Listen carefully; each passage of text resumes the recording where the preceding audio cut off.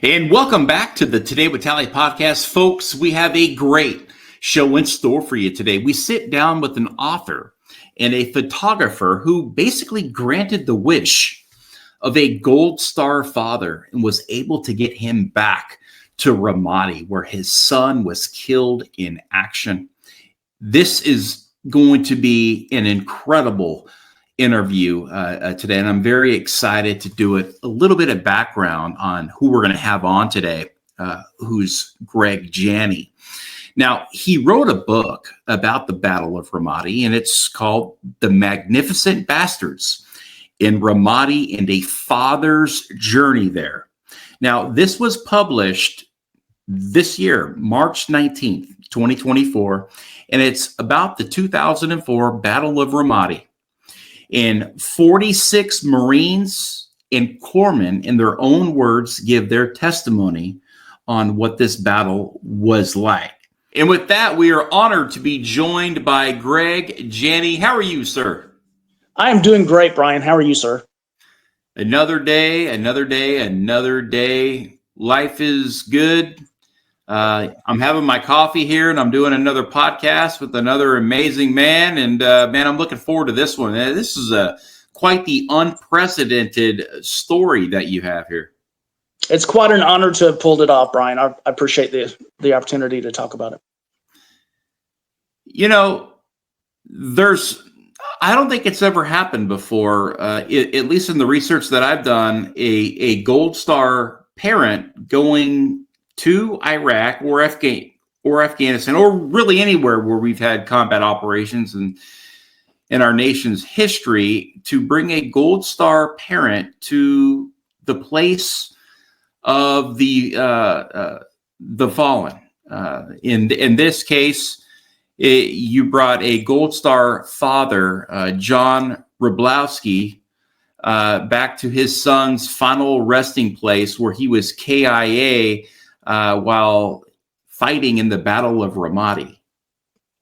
That's correct. His son, 10 other Marines, and a Navy corpsman were killed on 6 April 2004 on Route Gypsum. And I was able to get John back to the spot where his son was mortally wounded, Second Lieutenant J.T. Wroblewski, to perform a memorial service for those fallen heroes. How this happened? How did all of this, how did you set this up? In 2007, a journalist that I know named Martha Zoller, she had met John Wroblewski at a counter-war protest at the Crawford Ranch. He was protesting or counter-protesting against Cindy Sheehan. And so Martha Zoller met him through Sean Hannity and had come up with the idea to take John Wroblewski to the site in Ramadi where his son, Second Lieutenant J.T. Wroblewski, was killed. And she knew me through the business community, knew that I had done some Department of Defense photography, and so asked me to accompany her as her photographer. Now, that 2007 mission in January 2007 was ultimately unsuccessful, but I felt so bad for John Wroblewski that, we got within 60 miles of his goal. I promised him on the flight back to the States. I said, John, I don't know how I'll do it, but I'll get you there one day. And John's a football coach from New Jersey. He laughed and he says, "Okay, Greg, man, thanks a lot. I appreciate it." I think he thought I was just being friendly, but I knew I could pull it off if I could raise the money to do it. So as soon as I got back to the States, I contacted the commanding officer of 5th Ranger Training Battalion, who I had worked for in the past, and said, who do I talk to at the Pentagon about doing an embed? And he gave me a lady's name and email, and I contacted her, and I said, hey, my photography assistant and I want to go to Ramadi, preferably embedded with a Marine unit, and I need the paperwork or whatever I need to accomplish that. So she sent it all to me, and I got started raising the money to pay for the trip. And somehow, some way, you got this Gold Star father, Mr. Wroblewski. John Wroblewski, yes. Yeah, Wroblewski. You got him manifested to go with you? Absolutely. He was my photography assistant up until a point at the CPIC, the Press Information Center, where I had to reveal that he was not really my assistant, but he was a Gold Star dad, and I desperately needed to get to Ramadi. My Marine Public Affairs officer told me in a phone call, he says, okay, I got you booked on a helicopter, be at LZ Washington at 0200, and, we'll fly you to Fallujah and we'll do some cool stuff here. And I said, well, okay, that's great, sir, but I have to get to Ramadi. So as long as I can get a ride from Fallujah to Ramadi, that's great. And he says, no, they're doing a unit changeover in Ramadi. We're not going there. And I'm like, no, I have to get there. I've got grid coordinates I'm trying to get to. And he said, for what? And I said, well, my assistant's not really my assistant. He's a Gold Star dad, and his son and 10 other Marines and a Navy corpsman were killed on Route Gypsum in 2004 on 6th April. And I'm trying to get him to the spot where his son was mortally wounded so we can do a memorial service for him. There's a very long silence on the phone. And he says, wow, okay, well, get on the helicopter and we'll talk about it when you get here. And so that discussion was resumed at the little landing strip there in Fallujah once we got off the helo. So who brought you to that, to the final resting place of John's? It's John, right? John, yes. That's an excellent question. My Marine Public Affairs Officer, Master Sergeant Willie Elbrock, had passed it on up chain of command. And Major General John Kelly, who was the commander-in-chief of all the forces in Anbar at that point, in MFI West, he heard about it, and he says, if Janney has made it this far, he goes, I'll get him the rest of the way. So General Kelly and his PSD personally escorted us to the ambush site. And was the ambush via helicopter? Was it on the ground? The ambush actually took place. They had an L-shaped ambush set up at the T intersection of Route Nova and Gypsum. And the first guys they were actually a QRF that was responding to some snipers that had been ambushed on Route Nova. And there was a Dushka, a 12.7 Soviet machine gun set up that intersection along with RPKs. And those guys, everyone in that first vehicle were killed, except for one guy. Hold on, because I want to give the actual story a lot more respect. The question was, when General Kelly got you to that final resting place, he escorted you. Was that by air or was that by ground? No, we convoyed in Humvees. Mm-hmm. Yeah, the worst possible way, and in my opinion, at that point, because all the IED issues. But no, we rode in Humvees from Fallujah to Ramadi and drove up Route Gypsum, and I guess about 200 yards shy of the ambush site, we deployed out of the Humvees and walked up there through the marketplace and did the memorial service. So what was the feelings and the emotions when you were in Iraq? Was there some fear? Was there security concerns? What was the father thinking? He's in a convoy of Marines in Iraq, driving the same roads his son was literally driving. I mean, what did John? What was the feelings of? What was he expressing? I mean, he was excited about the opportunity, but yet there was a lot of trepidation. A couple people had told him, this guy is going to, meaning this guy, myself, Greg Janney, is going to end up getting you killed. You don't have any security.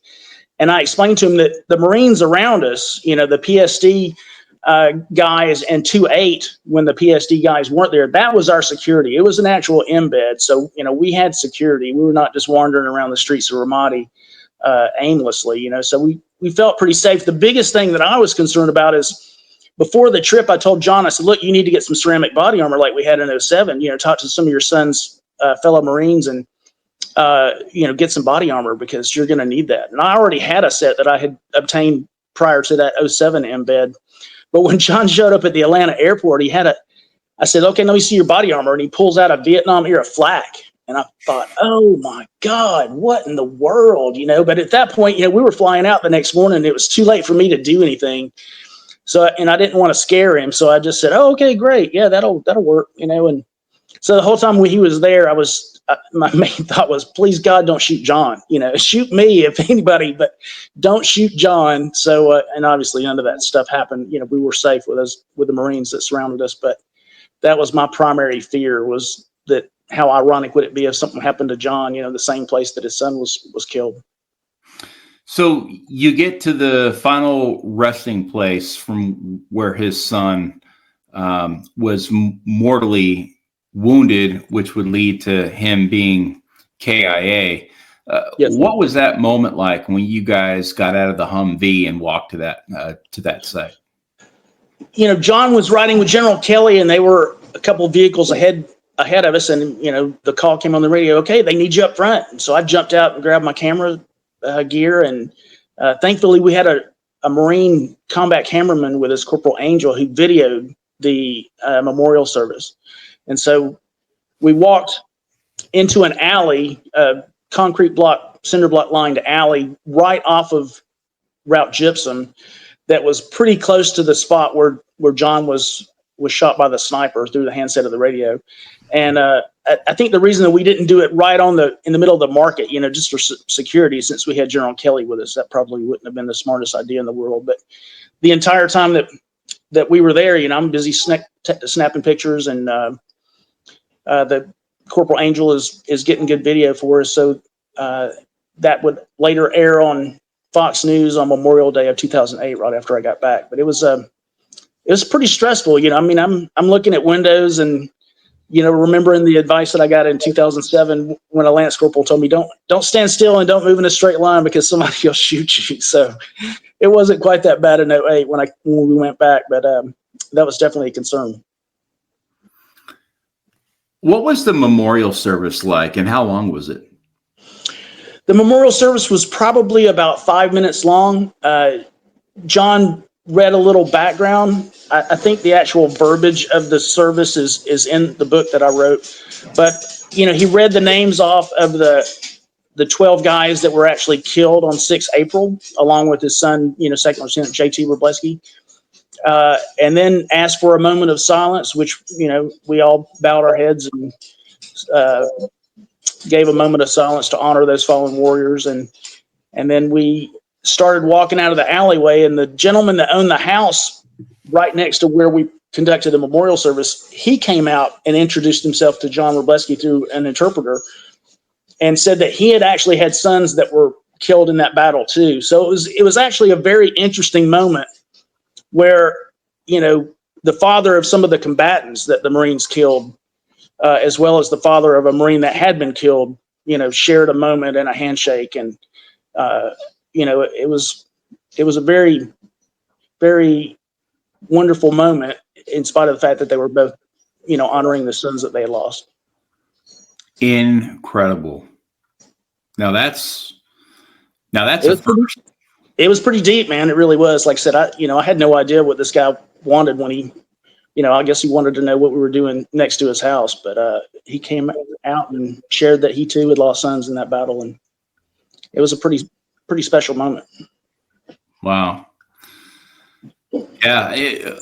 Was he welcoming? And oh, very much so. Yes, absolutely. You know, he took John by the hand and, you know, shook his hand and, you know, voiced his condolences for John's loss. And, you know, John expressed his condolences as well for the sons that he had lost. So it was a very amiable moment, you know, to the extent that fathers are grieving their sons can be. Wow. So what happened next? We got back in the Humvees and we headed to the government center, and General Kelly had a meeting there at the government center.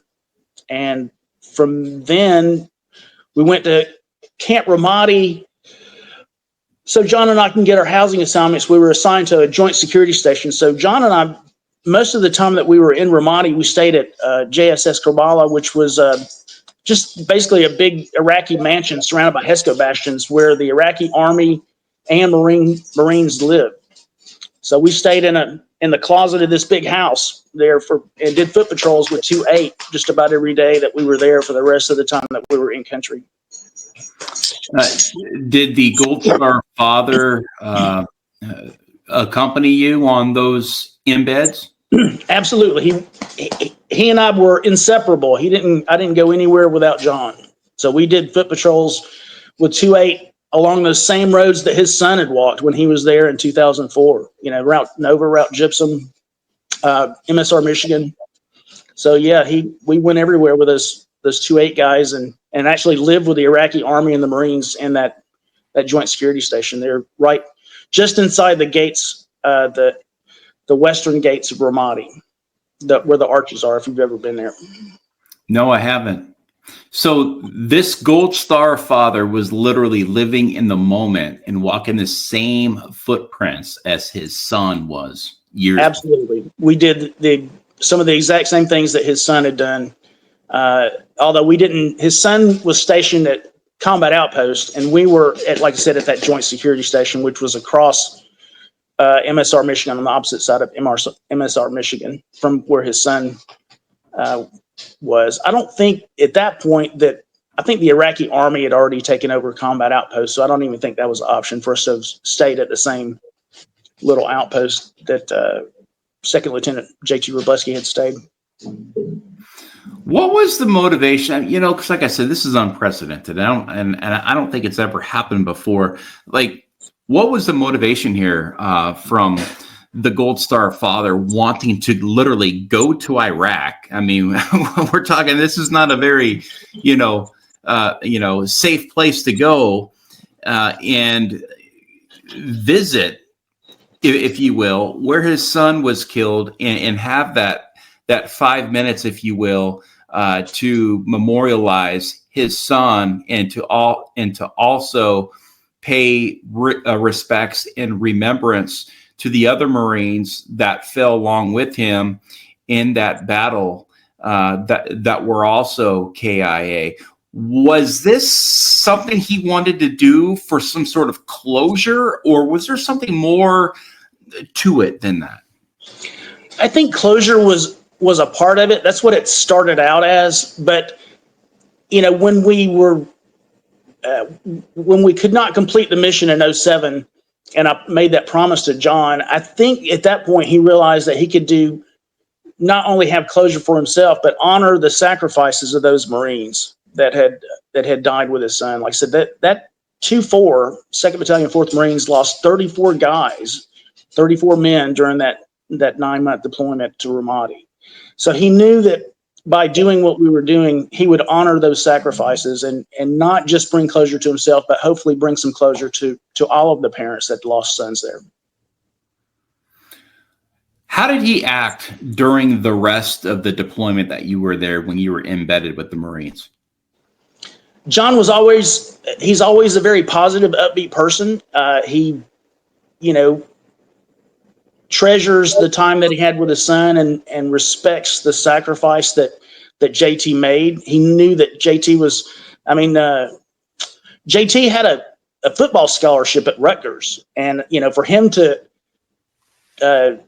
join the ROTC and knew that he was going to have to deploy with the Marine Corps, once he got through with college, that's a huge commitment. He didn't have to do that, but that was something that he felt honor bound to do. And so I think that, John wanted to honor again the sacrifice that JT made as well as these other 33 guys. He's a very patriotic man. He's a football coach in New Jersey, and he walks the walk and talks the talk. He loves those Marines. That reminds me of Pat Tillman. Kind of. Absolutely, yes, similar. Yeah, I think Pat was had more potential to be a pro football player. I don't know how well JT played on the football field, but he was built like that. He's a 6'2", tall, strong Marine, and definitely learned a lot at OCS, and his Marines loved him. I mean, they still talk about to this day how much they love Lieutenant Ski. So. Yeah, there are some similarities there between he and Tillman for sure. Yeah, I mean, Pat Tillman was an all-pro defensive back, one of the best in the game when he walked away to become an Army Ranger after 9/11, and to have a football scholarship to Rutgers, it's a big deal to say, no, you know what, I got to go serve my nation first, and that says a lot about. That lieutenant's character and his upbringing. So, I mean, much respect to the old football coach and this proud father to want to go out there to say, you know what, ain't nothing going to stop me from going out there to visit basically my son's final resting place and everything that he went through for the service and the sacrifice and the freedom that our nation holds near and dear.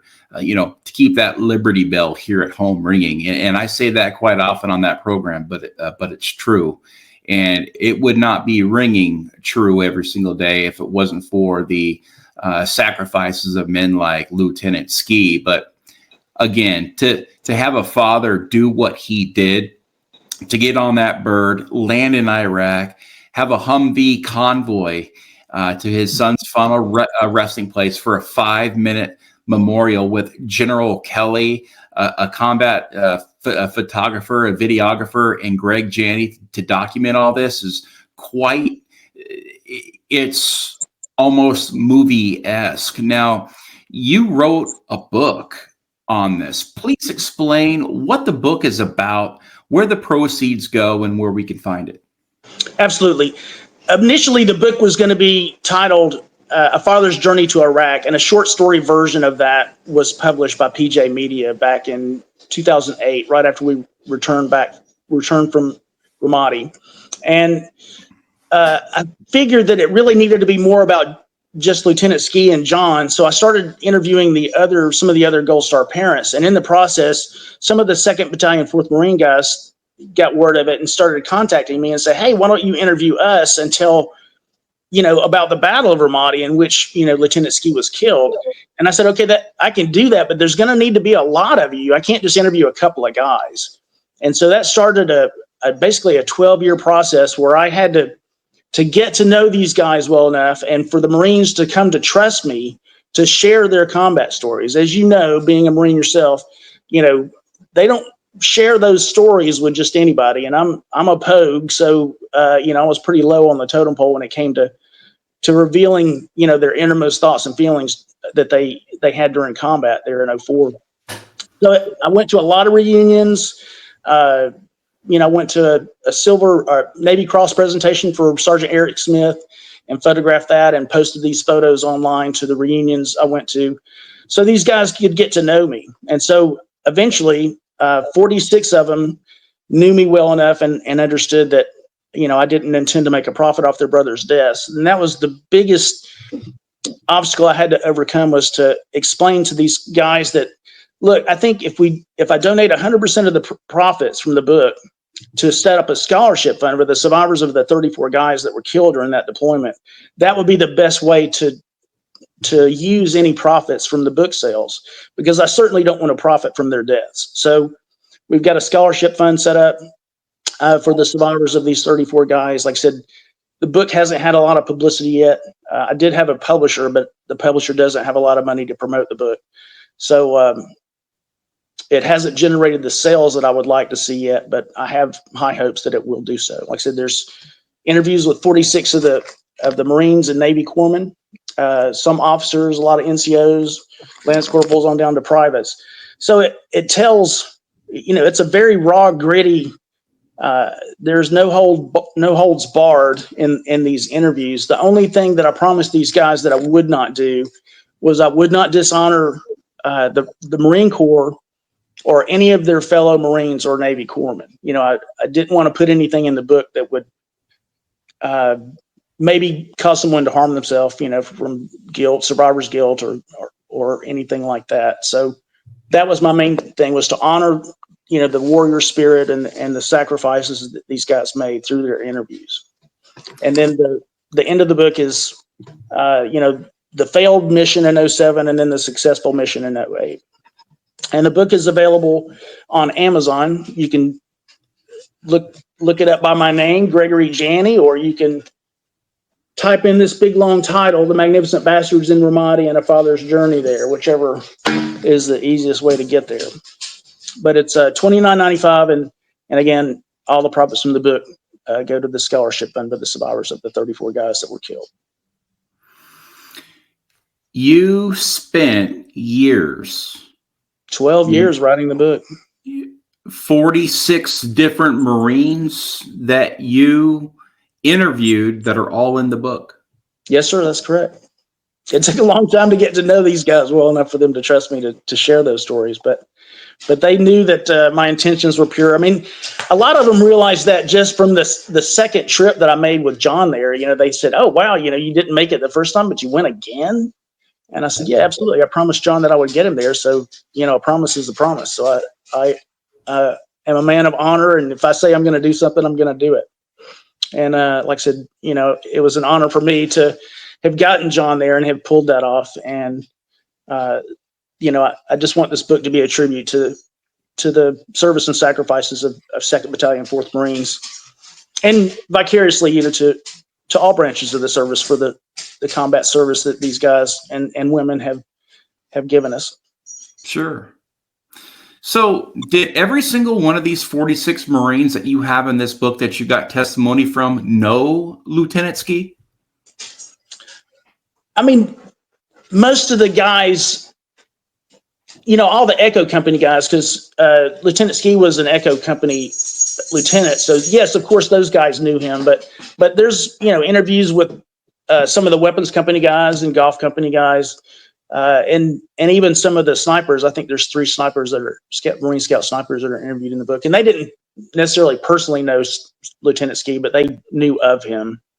So yes and no to answer your question. So basically, they were telling you the story of the Battle of Ramadi through their own eyes and through their own lenses. Some knew him and some didn't know him, but again, you're trying to get the whole piece of the puzzle here in this great fight, if you will.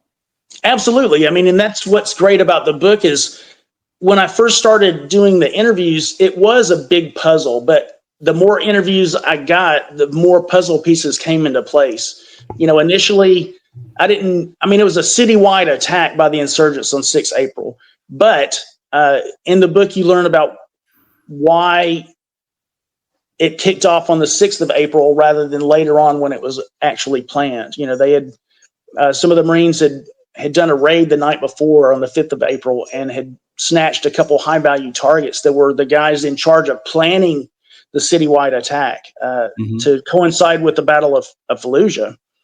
And so once those guys were grabbed by the Marines, they had to act quickly because they were afraid that, the interrogation would reveal their plans. And so they set off a citywide attack on the 6th of April, and it was kicked off by IEDs around the city, as well as a sniper team was in place down by the river and on Route Nova, and those guys were surrounded and attacked, and they were just about to be overrun. 2 of them were seriously wounded. And a QRF that was sent up Route Gypsum, which was the quickest way to get to Route Nova, there was an L-shaped machine gun ambush, an L-shaped ambush set up there at the intersection of Route Gypsum and Route Nova.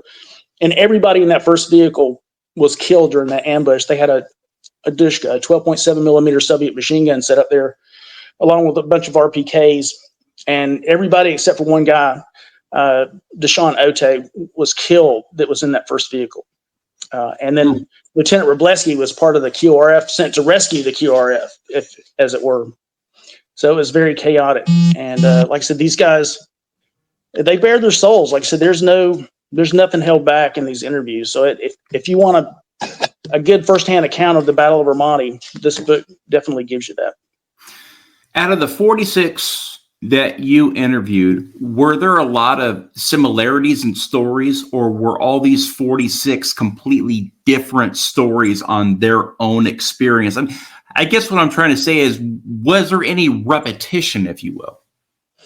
There is a little bit, because I interviewed some of the same guys that were on Route Gypsum during the QRF to rescue the guys that were killed in the QRF. So there's similar stories, but as a combat veteran yourself, that 2 guys can be standing next to one another in a battle and see completely different things than the other person did. So yeah, they might have been on the opposite street from one another, but by the same token, they saw completely different things. Yeah. Yeah, I am not a combat veteran. Oh, I'm sorry. everybody just assumes, that I am just because of, but I definitely am not a combat veteran. I've been in some hot spots, but I am definitely not a combat veteran. So I always want to make that well known. I thank you for your service and sacrifices anyway. I know, you have dealt with a lot of other issues related to your service, and I do appreciate. Yeah, my combat was fought on American soil. Exactly. But yeah, I mean, I served during probably the 5 years that we haven't been in combat. So, I mean, I guess I got lucky, but every Marine, all we want to do is just go fight. You get trained and all you want to do is go fight. But yeah, from the time I was in the mid to late 90s and right into 2000, there wasn't much going on. Of course, did some stuff down in Cuba, a lot of the trafficking and, drugs and stuff like that. And, got to see a bunch of different countries, but never, engaged in any of the serious, battles, that you wrote about. I know you also did some very important things legislatively. Richard Stayskill, one of the sergeants that was in 2nd Battalion, 4th Marines, he had a bill also passed, similar to what you had done, to repeal the Ferris Doctrine. I don't know if you're familiar with the Rich Stayskill bill. Yes, I know Rich. We actually walked those same halls of Congress together. That's fantastic. And like I said, obviously, Rich is in the book. He wasn't interviewed, but he was part of that Marine Scout sniper team that was ambushed there on Route Nova. And, Rich was seriously wounded, almost died. He was shot by basically an insurgent sniper. And, his team leader ended up killing the sniper that killed Richard, or that seriously wounded Richard. Excuse me. Yeah, he's a warrior. I mean, he spent time in the Marine Corps, and then he became a Green Beret. I know he's a beast for sure. I've met Rich a couple of times. We spent some time together at Arlington a while back, and he's a good guy. He is definitely a warrior for sure. Hey, Brian Talley here with the Today with Talley podcast. Are you looking to advertise with the podcaster? Why not be me? We will help take your business to the next level, folks. It's easy to do. All you got to do is go to briantalley.com. That's briantalley.com. We have 3 packages. We work with any budget, folks. We have the bronze, the silver, and the gold packages to work with you. We work with any budget. If you want to be a show sponsor, contact me. briantalley.com. I look forward to working with you and your business. Now, back to the show. So the 46 that you interviewed, what was their psyche like? I'm going to go out on a limb here and say that you probably interviewed them as civilians and not active duty. There were a few that are still active duty. I mean, these guys, are approaching 40 or maybe just a little over 40, but there were still a couple of guys that were active duty, a sergeant major, I think, and then maybe a couple sergeant majors that are still active duty. So, they were a little bit more politically correct in some of the answers they gave to the interview questions and what they shared in their interviews, right? Just because they're active duty. But, for the most part, these guys, like I said, they held nothing back. The only thing that I actually edited is if anything derogatory was said about a particular Marine or a Marine officer, if it was, brutally personal, then I edited that out just to avoid, bringing any dishonor to the Corps or those particular Marines. Was there any hate or discontent about what they went through and, what they saw? I mean, there's definitely some resentment. There's definitely some resentment about some of the tactics they used. I mean, I think there was a couple things that took place there that were not really looked upon very favorably. At one point, instead of using combat engineers, they were basically having the Marines do patrols and, kick trash piles looking for IEDs. And, that had a bad result, on several occasions, because they found the ID before they saw the ID, if you know what I mean. Mm. And then there was an incident where they had 2 snipers and a Marine spotter sitting on the rooftop of a house, basically as a 24/7 OP, but they didn't maintain security on the bottom floor of that house. And the other thing was there were actually Iraqis actively working on the main floor, the bottom floor of the house, while these Marines stood post on top of the house. So that was just an invitation to disaster, and disaster did occur in that those Marines were ambushed and 3 of them were killed on the rooftop. And, I attribute that to a direct failure to set security on the bottom floor. So there was a lot of anger that was probably. Absolutely. Yeah. And there, some of that is expressed in the book, the Marines that had to go when those guys missed their radio check and they had to send a QRF out there to find these guys, and they found them on the rooftop murdered, essentially. There was quite a bit of anger. Yes. Veterans taking their lives is at an all-time high in this country.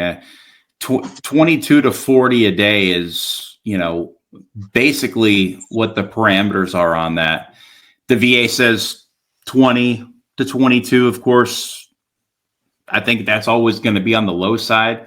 I've known so many myself that have taken their own lives, and I've even had guests on this show that have taken their own lives. Oh, wow. Several months down the road, and you would never know, because they didn't really. I mean, they had a lot of bad moments and they suffered a lot of post-traumatic stress, but it always seemed like that they were doing good, like they were bouncing back from that. That survivor's guilt that you were talking about earlier. Out of the 46 that you have interviewed, have any of them ever brought up perhaps losing some of their brothers when they came home after this war?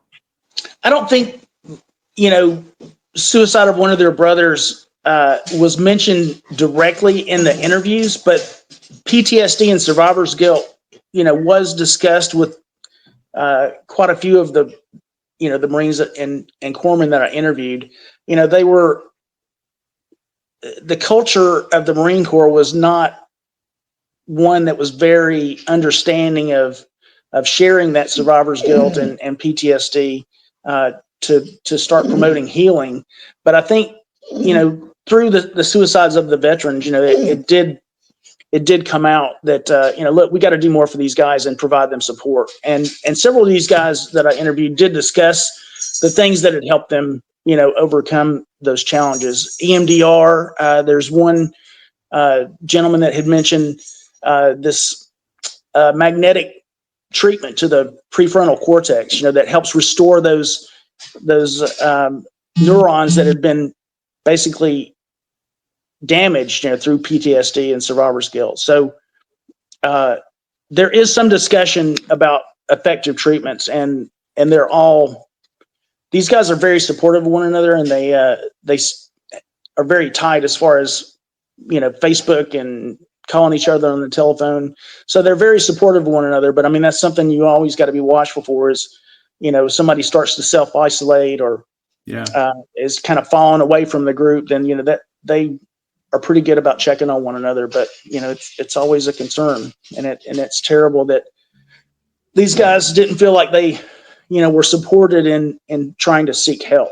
But a lot of them realized that they needed it, and either on their own or through a change in the Marine Corps culture, they have started getting, some help for their problems. Yeah, when these Marines go dark, that's a time that you need to pick up the phone or send a text. Hey, are you doing all right? Are you good? Do you need to chat? And and the reason why I asked that question is because the signs aren't always there. So the more information that we can get on how this happens and what the circumstances are, what those triggering events are, what leads to the crisis all these years later. I think that's all very important information on how we can further prevent these types of incidents from happening. And you having firsthand information on 46 of these warriors that were there and that battled a very intense war and live to tell about it, and share their moments when so many of their brothers were KIA. 34 9-month deployment. I think they lost more guys during that deployment. That unit lost more guys than any other unit since Vietnam, if my numbers are correct.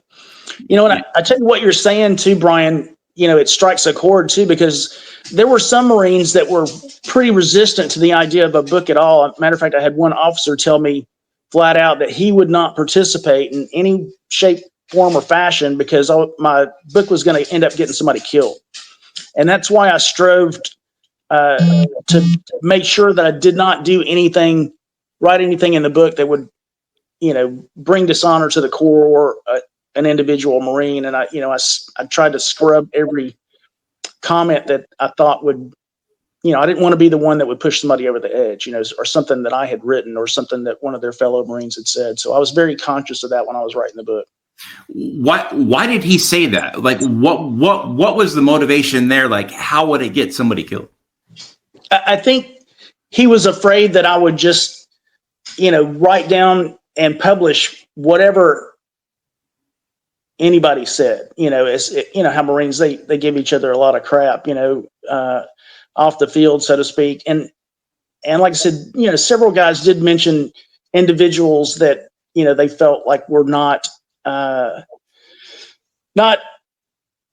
leading the men to their best ability. And so I think he was afraid that I would uncover all those dirty little secrets in the book and cause somebody to perhaps harm themselves. And like I said, because of his warning, I was very careful to not do that. I didn't want to publish, Sergeant, Johnny, Smuckatelli.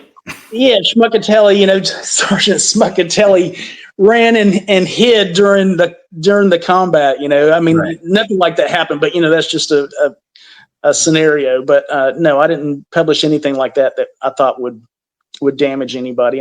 Some of these officers too are still serving, at either active duty or in a reserve capacity too. So, I think it's important to be responsible with what you put out there. Yeah, look, this isn't a hit piece. No, absolutely not. This is is to honor the something. service and sacrifice of these guys. Yes, like I said, they had one battalion to control Ramadi, whereas the Battle of Fallujah that's taking place at the same time, there were 5 battalions surrounding that city, and so these guys fought their asses off. They were successful with just one battalion of Marines, and and had no armor. The only people that had any armor was an Army unit across the river. When these guys were doing all the patrols and during the Battle of Ramadi, they were riding around in Humvees with sandbags. They had no armored vehicles at all. Is there a story, a quick story that you could tell that comes to mind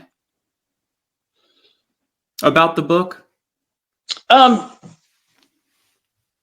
Sure, probably. One of the greatest things about this book, like I said, was putting all these little puzzle pieces in. One thing that happened was, I had mentioned that the QRF that was sent to rescue Stay School and his team, those guys were all killed, in that ambush that was set up there at the intersection of Nova and Gypsum. And so while the snipers were in place down by the river that were doing overwatch to look for guys planting IEDs, a Marine unit passed through just doing an IED sweep, and they had discovered several IEDs because, like I said, that was the insurgents' plan, was to use these IEDs to kind of kick off the battle. But they discovered these IEDs and were waiting for EOD to come remove them. And so in the process of that, the Marines were spotted. The Marine sniper team was spotted by a little kid that was walking down by the river. It was kind of like what is that movie, Bravo 20, or I'm terrible with movie names. But anyway, the kid spotted the Marine snipers down by the river and went and told somebody. And well, the two adults came back and started yelling at the Marines. And at this point, the team leader, Romeo Sergeant Santiago, said, look, if we try to extract at this point, go back to combat outposts, I mean, they could be setting up an ambush for us. So I think at this point, maybe we should just stay and wait it out. So they did that, but then the adults told some of the insurgents, and about 30 guys swarmed this sniper team and were trying to basically push them into the river. And it was, just 4 guys on this team. And Stayskull and another guy were seriously wounded at that point. So they called for help. Again, the QRF that came to rescue them had been killed, but these Marines that were doing the IED sweep heard their call for help, and they, without any thought to what they were going to be dealing with when they got there, they all piled in a Humvee and went flying back toward the tank graveyard where this Marine Scout sniper team was in place. And they just rode into the middle of the insurgents with a 30 caliber machine gun, just a 240 Golf machine gun, just blasting these insurgents. The insurgents are swarming the vehicle, and 2 of the guys in the makeshift QRF were actually killed. But their intervention saved the lives of that sniper team, and got them out of that situation, even though they lost 2 guys in the process. So that was just, and a lot of that battle about the Route Nova ambush is in the book. I mean, I've interviewed 3 of the guys that were involved, as well as Santiago and another one of the sniper team members. So that whole scenario, that whole battle is explored in great detail in the book. Like I said, it's incredible heroism. I mean, one of the guys that was involved in the makeshift QRF, I think, got a Silver Star for his actions in combat that day. First of all, thanks for sharing that. And I know that's just going to be, not even a blip on the radar, probably less than 0.25% of the stories that you have to tell in that book that you wrote. Now, anytime that you have combat operations, especially, in a Marine Corps unit, you're going to have the naval corpsmen, the devil docs, if you will, that are basically Marines with a rifle, and they're also there to render first aid. Absolutely. Did you ever have an opportunity to actually sit down with the corpsmen?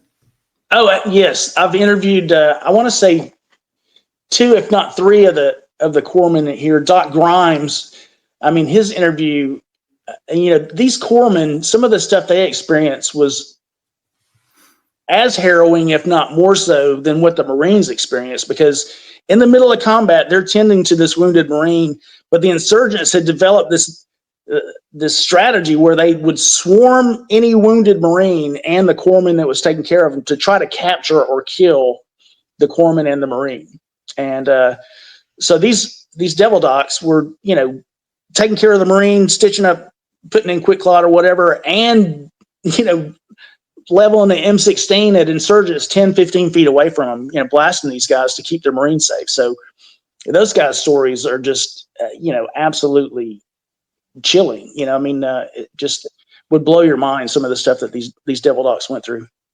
And they loved their Marines, though. They would die for them, and some of them did.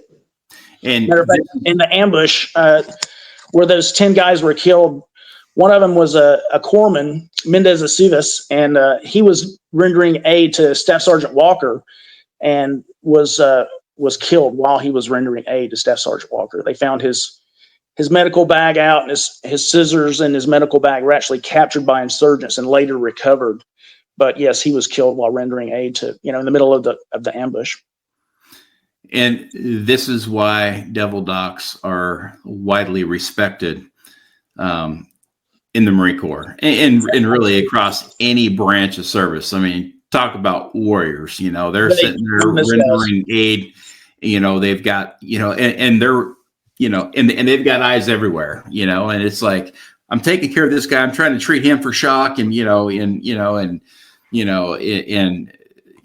fix this Marine or save his life, all while I've got to protect my life. And, you're just 360. I mean, talk about, having some post-traumatic stress.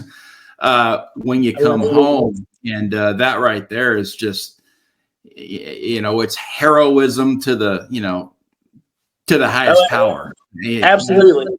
I want to say that Doc Grimes at one point had captured an RPK, with a drum on it. And so he carried that into combat for the longest time until somebody made him turn it into the armory. But he said, look, with this thing, I can lay down a lot of fire, a lot more, suppressive fire than I can with an M16 to keep my Marines safe. So he carried an RPK into combat, for quite a while during that deployment. Just added weight. That's right. He's like, well, I got more to defend myself and my Marine with, so it's okay.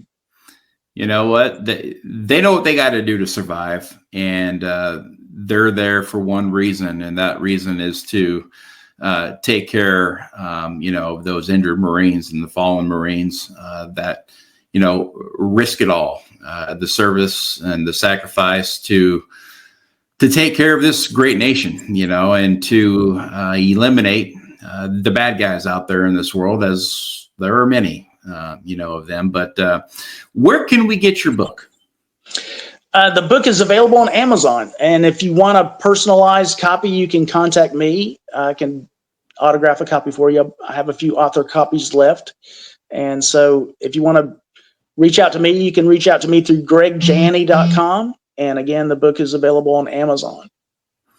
gregjanney.com, folks, GREGJANNEY.com, or go to Amazon.com to pick up the book, The Magnificent Bastards in Ramadi and a Father's Journey There. It is unprecedented. It is full of 46 different interviews by 2-4 Marines and Naval Corpsmen, as well as 6 Gold Star parent interviews, plus Janney's 2008 Memorial Service mission to Ramadi with Gold Star dad, John Wroblewski. And all profits from the book sales will be used to establish a scholarship fund for survivors of the 34 men of 2nd Battalion, 4th Marines that were KIA during the 2004 Battle of Ramadi. And Greg, look, man, thank you so much for joining us today. I mean, really what you did on your own accord here is truly remarkable, to basically grant a wish, a wish to a Gold Star father, so he can walk those steps and live those same moments and see the same things and breathe the same air as his son did for this nation. And I know that probably brought him a lot of honor, and it probably brought him a lot of closure, even though there's really no such thing as closure. But I think that's about as close as we can get. Absolutely. Like I said, it was a huge honor for me to do it. Like I said, it wasn't my idea initially, but I was glad to have a part in the process and to make the second mission successful. I knew, if I could raise the money, which a corporate donor, Siphon Logistics, actually donated the money for John, if you don't mind me saying that, donated the money for John and I to fly to Kuwait. It was one of my corporate clients. Outstanding. Well, listen, sir. Thanks so much for joining us today, and we will be sure to help push this book, folks. The holidays are coming. This would be a great gift, really, for anybody, especially those Marines that did fight in the Battle of Ramadi. So we appreciate you, sir, and Semper Fi. Thank you again, Brian. I appreciate your time, sir. Yes, sir. All right, take care. Take care. Well, there you have it, folks. The Battle of Ramadi through a photographer and an author who put together this unprecedented journey for a Gold Star father to go to the very spot where his son was KIA in the Battle of Ramadi. And the first time that they tried it, they were 60 miles out and they got turned around because there was combat operations going on there still. And the second time was success, even led by General Kelly. They were able to go there and have that 5 minutes of peace, if you will, and honor the fallen Marines of 2-4 that were killed in the Battle of Ramadi, as well as Lieutenant Ski.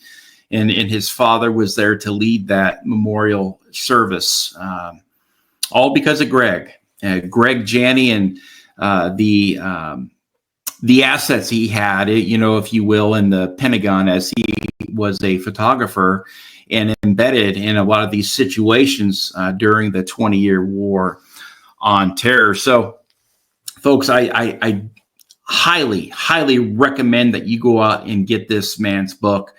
And like I said, 100% of all these proceeds are going to be going back to the Marine Corps, and to the fallen, their kids, and a scholarship fund. So the memories of the fallen are never forgotten. So, folks, don't forget to like, share, and subscribe to the program. It has never been easier to listen to this podcast. We're on Facebook, we're on Spotify, YouTube, Amazon Music, iHeartRadio. We're on X. Simply search Today with Tally, and it should pop right up, and you'll be able to listen to all 268 episodes of this podcast. And it's pretty awesome, especially for me. I started this podcast. It's been about, 26 months now. And you listen to the first 10, and then you go to the next 20 and 30, and then you listen to my last 10 or 20 or 30, and you could really see the growth there. So it is, it is something I'm very proud of, because I've stuck to this, and I'm able to tell great stories of, some of the finest men and women that our country has to offer, and especially folks like Greg that go out there and put it all on the line. So to grant the wish of a Gold Star father. And again, some of the folks that I meet doing this is truly remarkable. And I wouldn't have this opportunity if I didn't start this podcast. So it's something that I'm very proud of. And it's something that we can continue to honor our fallen and really just tell the stories that deserve to be told in ways that you can only get through the eyes of Marines and the fallen of this specific battle. And that's where those 46 Marines come in and tell a unique story, and the perspective is just amazing. So, folks, also learn more about me and my personal story, and perhaps even get my new book at briantally.com. That's briantally.com. We're also now taking show sponsors. If you would like to be a show sponsor, we have 3 to choose from. We have the silver, we have the bronze, the silver, and the gold packages. And all you gotta do is just email me, briantally.com, and we could sit down and we could talk about how we could take your business to the next level. We do have Christmas coming up, and people are going to be in the buying mode. So if you have merchandise or any business services that you would like to advertise right here on this podcast, let me know, briantally.com, and just send me an email, and I'll go ahead and respond, and we can get that all set up. So, folks, remember, stay inspired, stay encouraged, stay motivated, and always stay in the fight. Until next time, for the Today with Tally podcast, this is Brian Tally. Good night. Semper Fi. God bless.